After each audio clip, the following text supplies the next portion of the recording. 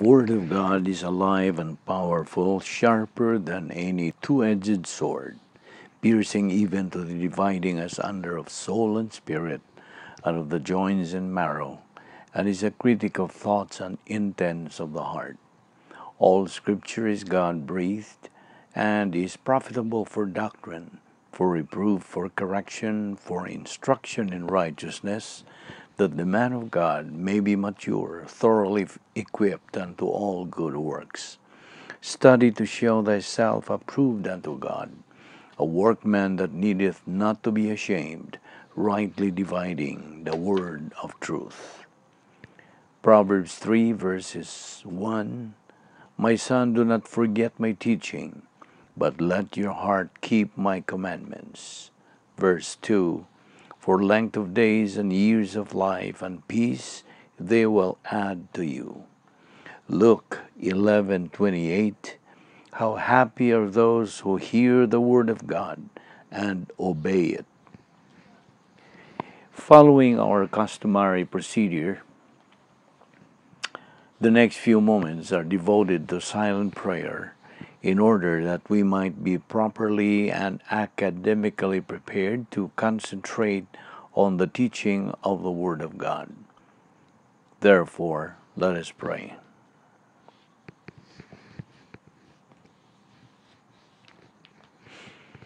Heavenly Father, we thank you for the privilege of making use of this opportunity once again of assembling ourselves together in obedience to your word. We are living here in this country where the laws of the divine establishment sustain the freedom to worship, to assimilate the Word of God, and again be given the opportunity of accelerating in our advance to maturity, realizing the most fantastic things that life has to offer, both now and forever. So may we be challenged to concentrate on these critical things, that our advance and glorification of Thee might be completed in the time allotted for us in this life. May God the Holy Spirit enlighten us, for we ask it in Christ's name. Amen. We are here once again in good health, alert, with a clear mind, and we are alive and kicking, all because of God's mercy, love, courtesy, and grace of God. We don't deserve it, we do not earn it, nor work for it, because it is grace. Now, today we are going to discuss about the unique spiritual life of the believer in Jesus Christ. First of all, let us establish the premise that God does exist. Yes, He does exist, and He reveals Himself. And when He reveals Himself, He does it with a perfect sense. And God has a plan, a perfect plan, and the very object of this plan is you. And since you are its object, you owe God a hearing through the study of His written word in the Bible. Now, what is the Bible, you might ask? Well, the Bible is not just one single book. It is a collection of 66 books, which we call canon of Scripture. These 66 books contain a variety of genres. It contains history, poetry, prophecy, wisdom literature, letters, epistles, and apocalyptic literature. Furthermore, these 66 books were written by 40 different authors who came from a variety of background. Some were shepherds, fishermen, doctors, kings, and prophets. And most of them never knew each other personally. These 66 books were written over a period of 1,500 years. They were written in 3 different languages: Hebrew, Aramaic, and Greek. These languages are a reflection of the historical and cultural circumstances in which each of these books were written. These 66 books were written in 3 continents: Africa, Asia, and Europe. Once more, this collection of books shares a common storyline: the creation, the fall, and the redemption of mankind. Furthermore, these 66 books contain no historical errors or contradictions. The doctrine found within them is never contradictory, and they are intimately connected. The entire Bible, from Genesis to Revelation, bears the mark of divine inspiration. There is no other 66 books anywhere like these, anytime, any place on earth. That's why the Bible is so hated and so opposed in the devil's world, because they are truth. They are the shining light of God's truth. So, we all got a hearing to the teaching of His Word through a pastor-teacher who has the spiritual gift to teach. Out of this hearing to the teaching of God's truth, we develop our faith in the truth of God's Word. Romans 10:17. And as we advance and mature spiritually, we function with a faith-rest life, with a divine viewpoint lifestyle. We start to become dangerous. Why so? Because God's divine truth begins to circulate in the stream of our consciousness, at the same time functioning with a post-salvation epistemological rehabilitation. As maturing believers now, we reach the point of spiritual adulthood, aware of the various spiritual assets that God provides us, like following the rules of the royal family honor code as the following. 1. Live and let live. Respect the privacy of the royal priesthood according to Romans 14:7 and 8. Number 2, love all people with impersonal love. Number 3, recognize that all believers have a common objective, which is spiritual maturity.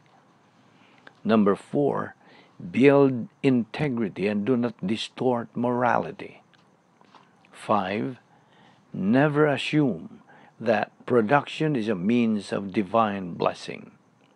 6, depend totally on the integrity of God. 7, remember that the honor code is for all believers. Number 8, more now is demanded of the strong than the weak. 9, orient to authority, legitimate authority. And 10, reciprocate the opportunity of hearing doctrine being taught. Now, listen. The Royal Family Honor Code is a must for every believer to follow in order to live the unique spiritual life. And get this, right thinking, right motivation, right action all depend on the Bible doctrine resident in our souls and on the filling of the Holy Spirit, our mentor and teacher. Therefore, nothing must distract us or prevent us from learning doctrine, and we must do nothing that would hinder others in their intake of the Word of God. The honor code is designed so that all of us believers can move from spiritual infancy to spiritual maturity. Bible doctrine is the answer to all problems in life, but no one learns everything at once. Flexibility in the non-essentials means toleration Toleration means live and let live. Now we are going to learn God's Word through the ministry of God the Holy Spirit, who is the only teacher of truth, using the pastor-teacher as the mouthpiece in that kind of teaching. God's Word says, faith comes from hearing, and hearing by the Word of God. Romans 10:17. And so, from there we learn the 7 declared wills of God, namely, number 1, God's declared will is that all members of the human race be saved. Number 2, God's declared will is that all saved persons be sanctified. Number 3, God's declared will is that all saved persons be controlled by God the Holy Spirit. Number 4, God's declared will is that all saved persons give thanks in everything. 5, God's declared will is that all saved persons trust in the Lord. 6, God's declared will is that all saved persons suffer. And number 7, God's declared will is that all saved persons be productive. Yes, it is God's declared will that every person in the world be born again. How? Through faith alone in Christ alone. God's Word says, believe on the Lord Jesus Christ, and thou shalt be saved. Acts 16:31. At the point of salvation, every person who professes faith in Christ, who believes in Christ as Lord and Savior, is instantly united with Christ for all eternity. John 3:16. At the same time, he is imputed God's righteousness.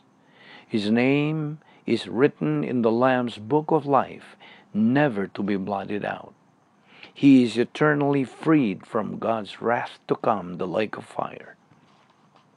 He is instantly entered into the royal family of God, and he is eternally secure since he is already sealed by the Holy Spirit. That's how to be saved in our present age, the church age, and there's no other way. Acts 4:12.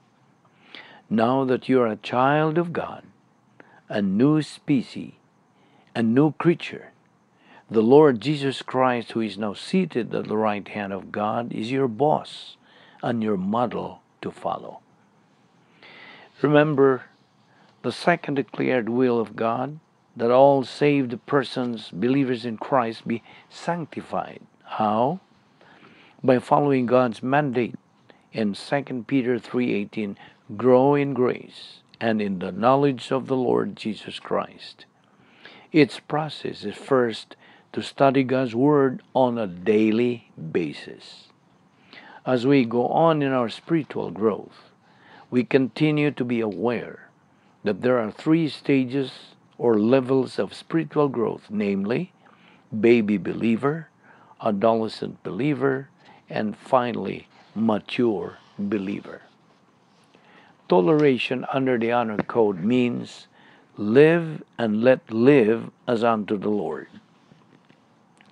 As believers, let us always be aware of our enemy's strategy, offensive strategy of Satan, by Satan's use of the following: old sin nature, people, thought, systems, arrogance complex, hatred complex, disaster, and prosperity. Now, on this using our thought, let us remember that thought determines the believer's life, right? Proverbs 23:7 says, what a man thinks in his heart, so is he. Thought has such a powerful effect on the believer's success or failure in the Christian life that thinking must be considered a major momentum test. In all stages of Christian growth, the believer will face the pressure of thought conflicts in his soul. Human viewpoint will conflict with divine viewpoint. Remember again Proverbs 23:7, for what a man thinks in his heart, so is he. And because a believer is what he thinks, a thought can make or break him, depending on the nature of the thought. If his thought is consistent with Bible doctrine, he advances in the protocol plan of God. But if his thought is contrary to doctrine, he is distracted from his true destiny in life. His mental attitude toward life is the function of his thinking, the composite of all he knows and believes. And get this, when a believer thinks evil, he is evil. He resides in Satan's cosmic system. From evil thinking comes evil motivation. From evil motivation, evil actions. And Jesus, knowing their thoughts, said, why are you thinking evil in your hearts? Matthew 9:4. Mankind's great enemy is a thought called arrogance. And you know what? Arrogance can inflate or deflate man's opinion of himself. Galatians 6:3 says, for if anyone thinks he is something, arrogance, when he is nothing, he deceives himself. Arrogance is illusion, unreality, and when perpetuated, arrogance becomes insanity. The preventive is the truth of Bible doctrine. Our Lord's mental attitude of humility was manifested by his total conformity to the plan of the Father. Philippians 2:5 says, keep on having this mental attitude in you, which was also in Christ Jesus. Humility, which is obedience to divine authority and orientation to God's grace, should be the attitude of every member of the royal family of God. You see, we are living in dangerous times. This is the weakest generation of all times. We are living in a pampered and spoiled generation. We believers are expected to achieve that stage where we can have capacity to make good decisions in life, capacity for life. Many believers today lack trust in God. Instead, they trust in man. Do you remember what Jeremiah 17:5 says? Cursed is the one who trusts in man, and maketh flesh his arm, and whose heart departeth from the Lord. Verse 6, for he shall be like the heath in the desert, and shall not see when good cometh, but shall inhabit the parched places in the wilderness, in a salt land and not inhabited. Proverbs 3:5 and 6 likewise say this, trust in the Lord with all your heart, and lean not on your own understanding. In all thy ways acknowledge him, and he shall direct your paths. And get this, even if God puts any prosperity right before the nose of that negative believer, he still cannot see it. And do you know why this is so? Because he is spiritually blind. He is therefore cursed. But look at verse 7. But blessed is the man that trusteth in the Lord, and whose hope the Lord is. And take note of this. Man's extremity is God's opportunity. And always remember this, God keeps his word. Promotion belongs only to God. So, do you want to be promoted? Remember God's principle. He promotes the humble, but demotes the proud. James 4:6, 1 Peter 5:5, and Proverbs 3:34. Likewise, Galatians 6:7 says, what a man sows, that's what he reaps. A believer has two basic options in life. One, if he sows divine viewpoint lifestyle, he's going to reap or harvest growth, promotion, prosperity, blessings, success. If he sows human viewpoint lifestyle, he's going to reap divine discipline, misery, self-induced demotion, ignorance, confusion. And get this, a believer who says no to doctrine is actually saying, adios doctrine, welcome battle. That is why God disciplines his wayward children. Hebrews 12:5-6. You see, man is designed for fellowship with God. The greater knowledge of Bible doctrine and application of it to experience in life, the greater capacity to solve problems in life. Again, promotion belongs to God. And how can we acquire this promotion from God? The answer, we can avail of God's promotion by saturating our mind with the Word of God and then watch what God does or just leave the consequences to Him. Remember Joseph? Joseph, for his part, was 17 years old when he was sold into slavery. And you know what? He was promoted as Prime Minister of Egypt at the age of 30. Genesis 41:46. You see, God has 1,001 ways to promote you once you function with doctrine in life. In fact, there is no end to God's promotion giving to believers who prioritize God's Word. Furthermore, God is in the business of giving to those believers who have the capacity to receive. What does Psalm 23:5 say? My cup runneth over, meaning overflowing cup. That is capacity. God has 7 provisions for every believer that we should never forget. And they are the following. 1. The Bible. 2.